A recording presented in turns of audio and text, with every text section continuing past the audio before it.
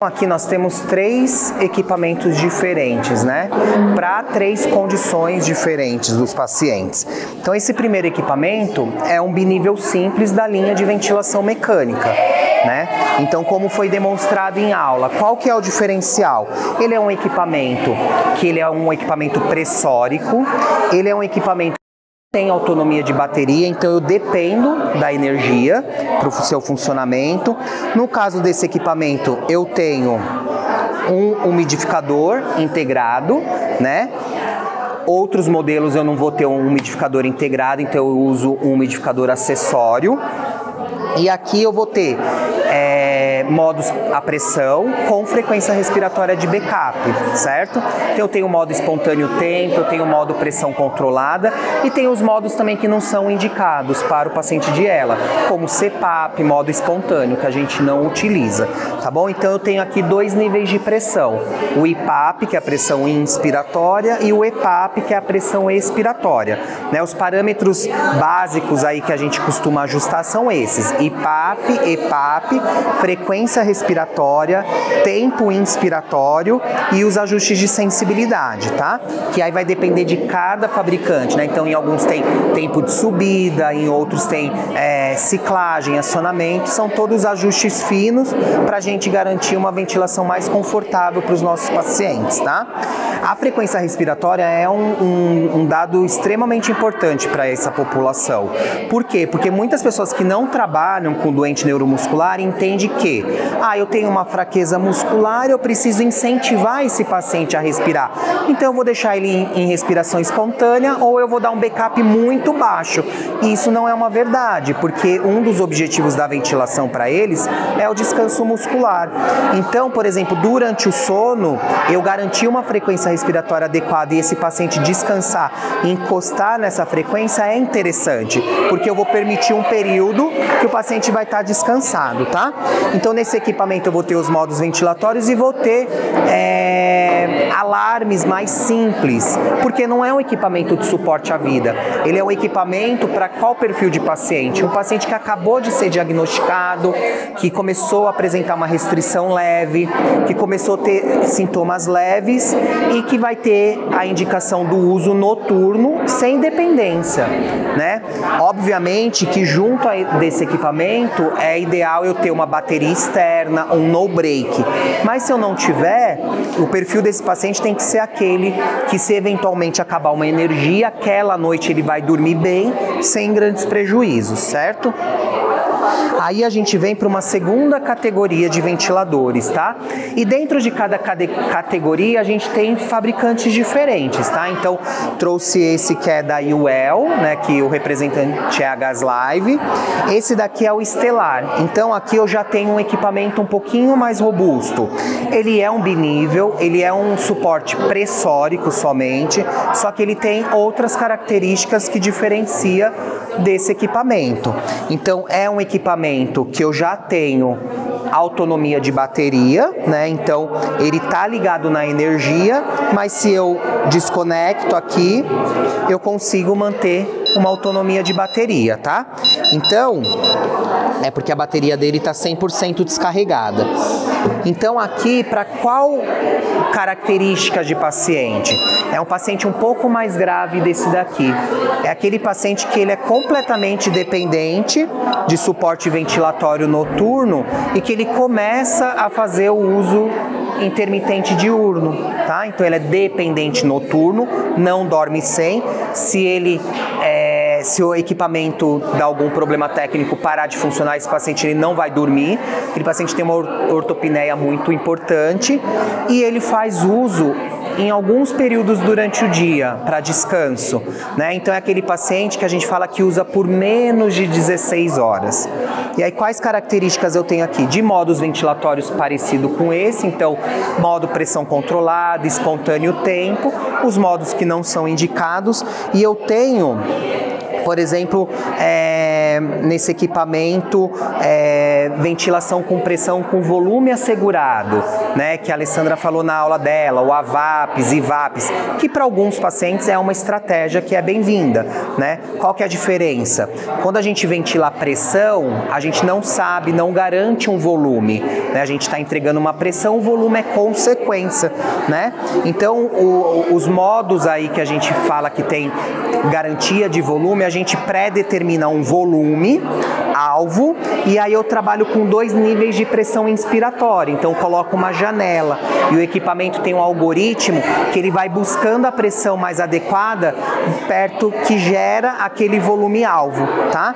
Então a gente tem já nesse dispositivo e eu tenho uma série de alarmes também um pouquinho mais robusto em relação a esse para garantir uma segurança maior do meu paciente, né? Esse equipamento eu tenho também um umidificador acoplado, tá? Mas eu consigo tirar esse umidificador se o paciente não tem indicação da umidificação ativa e é um equipamento, por exemplo, que eu já tenho possibilidade de reconhecimento de circuito, também para mim deixar mais refinados os ajustes e a monitorização da minha ventilação do meu paciente, tá? E nós temos uma terceira categoria de ventiladores, que é o ventilador de suporte à vida, né? Então, qual que é o diferencial em relação aos outros? Aqui eu já tenho possibilidade de ventilar meu paciente em modos pressóricos ou modos a volume, a depender da estratégia do seu paciente. Então aqui eu já tenho possibilidade também de ventilar meu paciente com 3 tipos de circuito, né?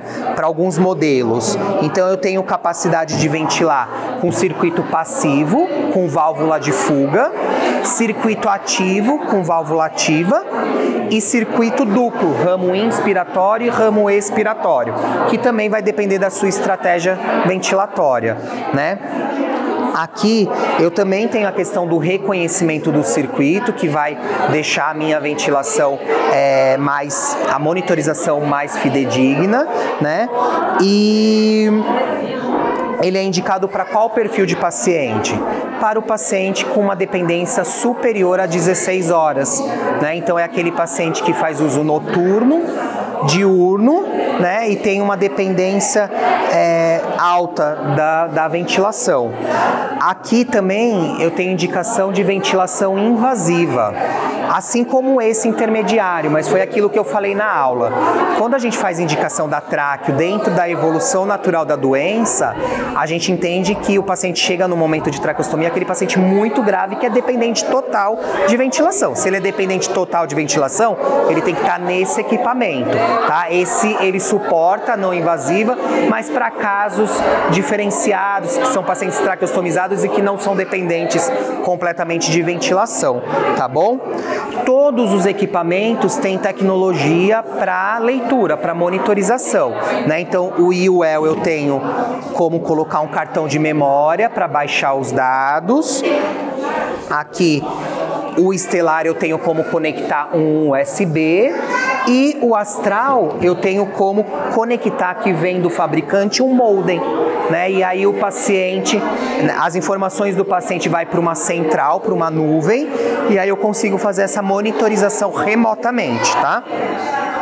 Como é um equipamento de suporte à vida, eu não consigo fazer os ajustes remotamente, como a linha de sono, né? Que o terapeuta tá lá na central, vendo o que está acontecendo com o paciente e consegue mexer nos parâmetros. Aqui a gente não consegue, tá? Mas consegue monitorar o paciente.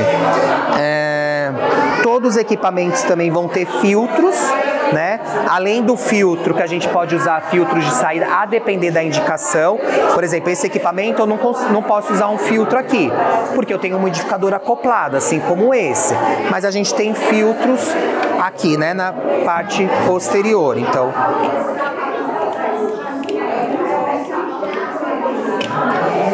vou ter filtro de ar aqui nesse equipamento, vou ter filtro nesse equipamento e aqui eu também tenho filtro.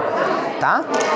Então isso é muito importante. Aí vem a dúvida, a frequência de troca do filtro depende, né? O seu João que mora no campo vai trocar com um tempo maior do que a Dona Maria que mora no centro da cidade.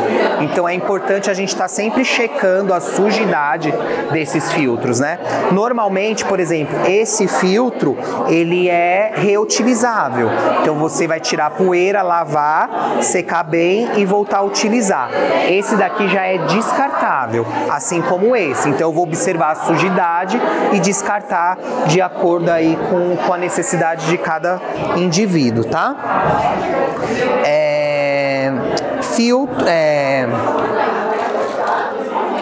Traqueia simples, né? Os filtros HME que foi falado em aula. Pode falar.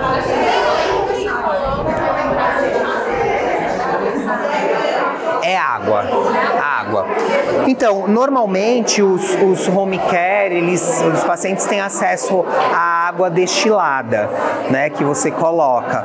Mas também água filtrada, eu recomendo água filtrada e fervida, porque às vezes a água somente filtrada, ela ainda tem um pouco de resíduo, né, que é o que acaba às vezes deixando o recipiente com marca, com sujidade, é uma sujidade que não vai sair.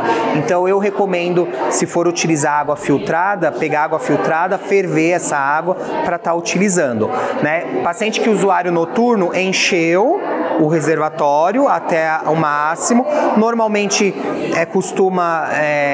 essa água evapora ao longo da noite, de manhã despreza o que sobrou, higieniza e repõe na próxima noite, tá? Exatamente, e aí a umidificação da via aérea é extremamente importante. Escolha de máscara, gente, é assim, 50% de sucesso da VNI é a escolha de máscara. Depois você, desses outros 50%, outros fatores que pode dar sucesso ou não da VNI, uma delas é a umidificação da via aérea, né? Então todos esses equipamentos que têm umidificação integrada, você consegue ajustar a umidificação, né? Graduar, 1, 2, 3, 4, 5. Ah, Eduardo, qual que é a umidificação mais adequada? 2, 3, 4, 5? Depende da temperatura ambiente, né? Então vai depender da temperatura ambiente, da temperatura corporal e a do equipamento. Então eu costumo dizer que para ventilação não invasiva e para traqueostomia, a umidificação mais adequada é aquela que você observa gotículas de água. Então se você observou gotículas de água na máscara, gotículas de água na traqueia, ok, tá com uma umidificação adequada. Se máscara, traqueinha está completamente seca, umidificação baixa, precisa aumentar. Agora, se condensa a água, né, se começa a ter muita água no circuito, a ponto de fazer barulho, interferir na ventilação, precisar desprezar, umidificação muito alta, precisa reduzir. Então é uma coisa que é do dia a dia. Oi?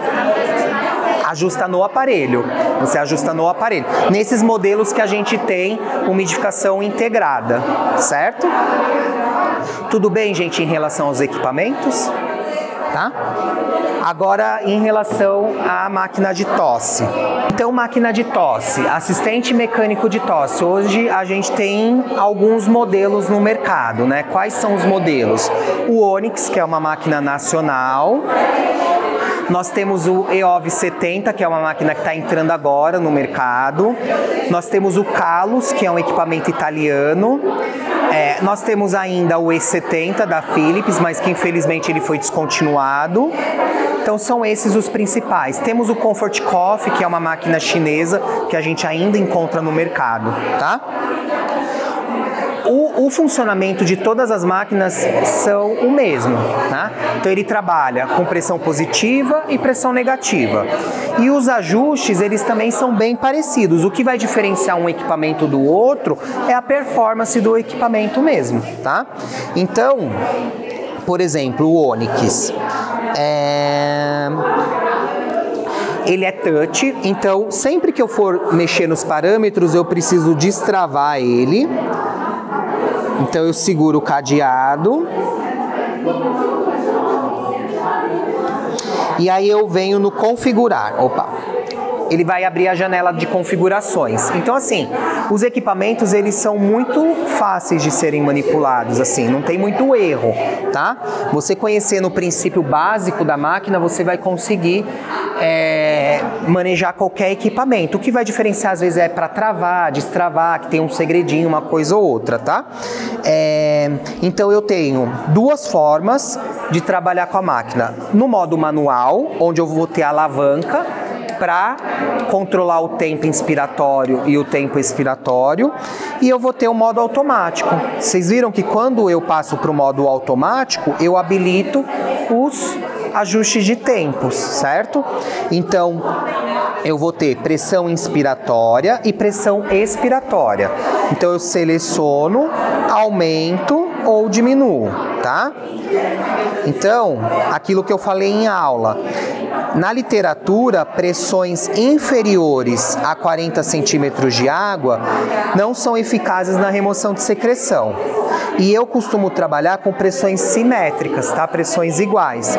Mas claro que para cada paciente eu posso ter uma estratégia diferente, tá? E aí eu vou ter os tempos, tempo inspiratório, tempo expiratório, tempo expiratório e tempo de pausa. Né? O tempo de pausa, quando eu não uso o trigger, ele vai ter um tempo de pausa. Se eu habilito o trigger,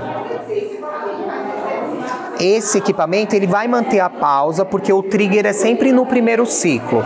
Mas, por exemplo, eu tenho o E70 da Philips, que ele vai ter o trigger, né? Que vai ter o cough track.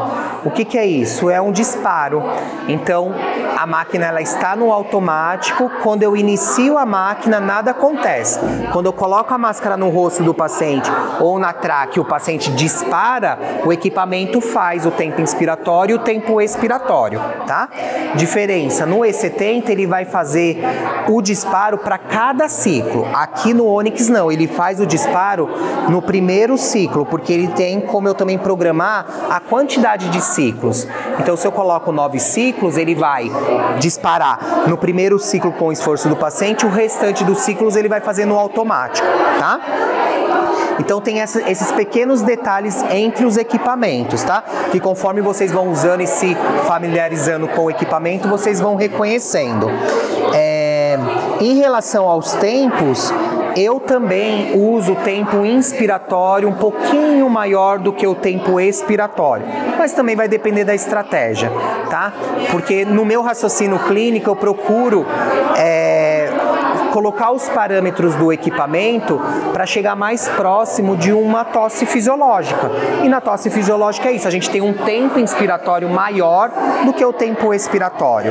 Mas depende muito, porque como a gente viu em aula, os pacientes podem variar a fraqueza muscular. Então eu posso ter um paciente que tem uma fraqueza maior de musculatura expiratória e talvez precisar de um tempo expiratório maior. Aí vai depender, tá? Então você programa o equipamento.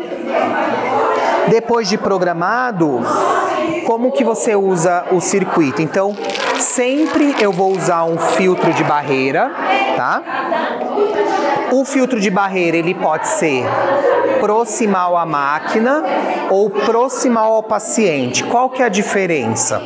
Os equipamentos hoje em dia, eles mostram pra gente na monitorização o pico de fluxo de tosse.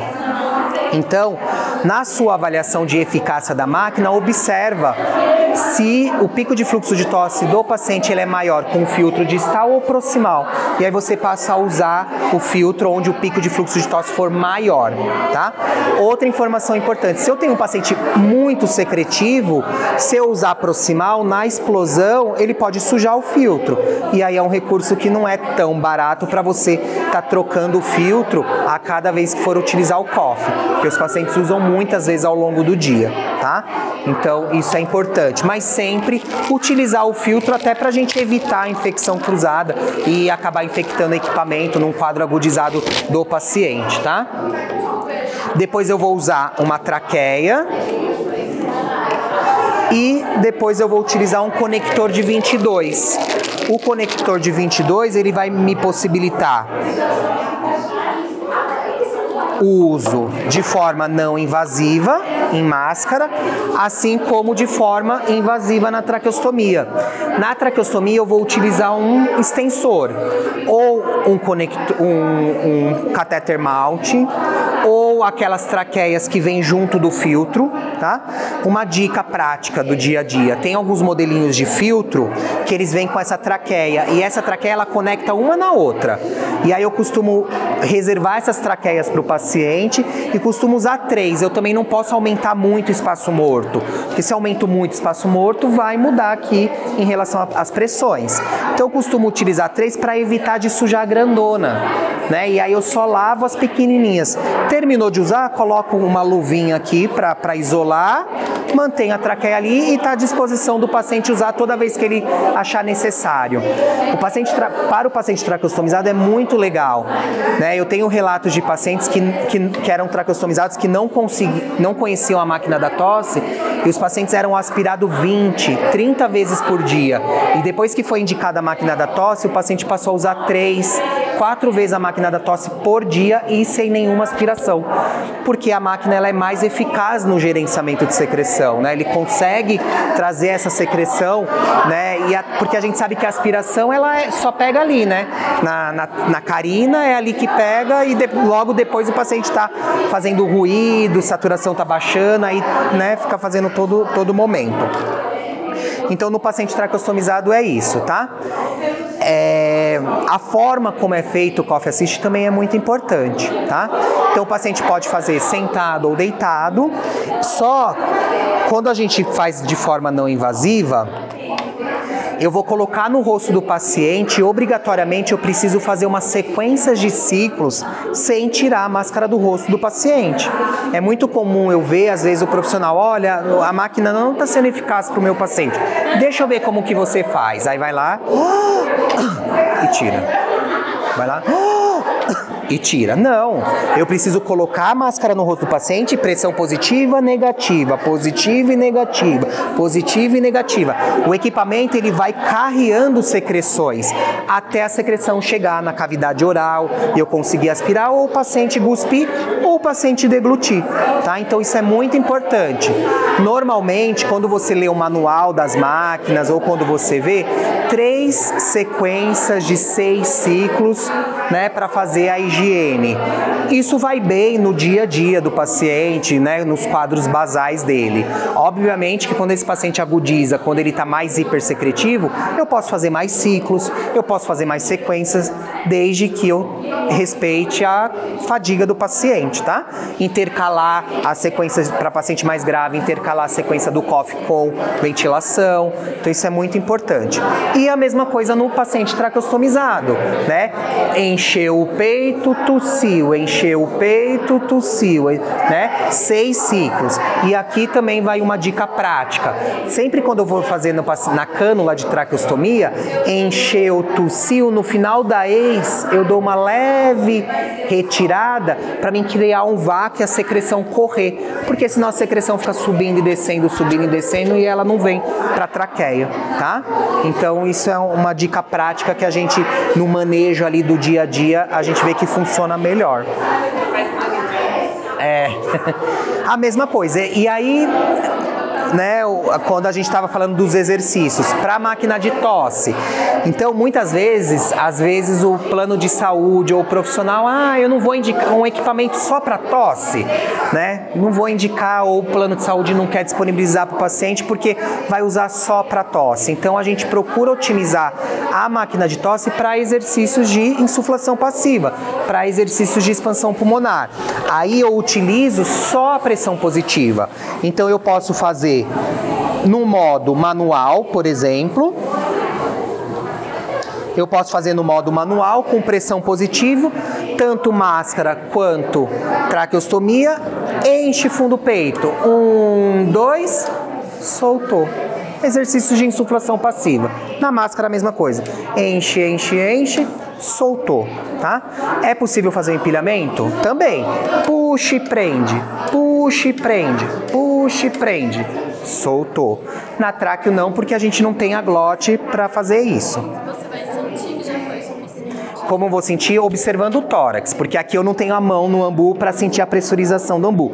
O tórax e o relato do paciente, tá? Então subiu, subiu, não subiu mais, eu cheguei no máximo, tá?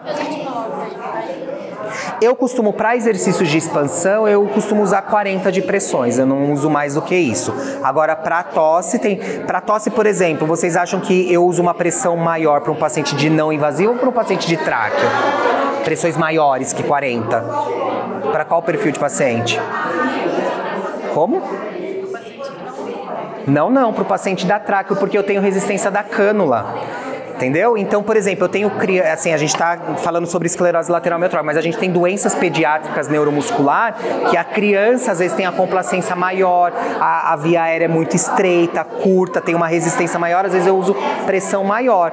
Na traqueostomia ou no tubo, porque a máquina da tosse, ela também é muito bem-vinda para quando o paciente está no tubo, e, por exemplo, no protocolo de extubação específica para o doente neuromuscular, a máquina da tosse é fundamental, eu uso pressões maiores para vencer a resistência do tubo, tá? Então, é importante. Agora, se eu não uso no manual, eu posso usar no automático só programando pressão positiva e tempo inspiratório.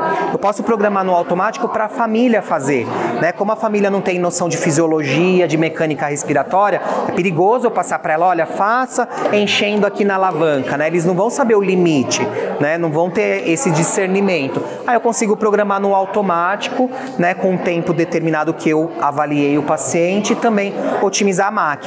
E isso a gente já vem fazendo isso há muito tempo para otimizar a máquina e usar ela também como um recurso em terapia. E os fabricantes começaram a entender isso. Então, tanto o EOV 70 quanto o Kalos, eles já vêm com um modo para exercícios de expansão, né? Para programar para expansão pulmonar. Tá bom? Então, acho que é isso, basicamente, dos principais equipamentos. Tá? E aí o que é diferente vai de acordo com cada característica clínica de cada paciente.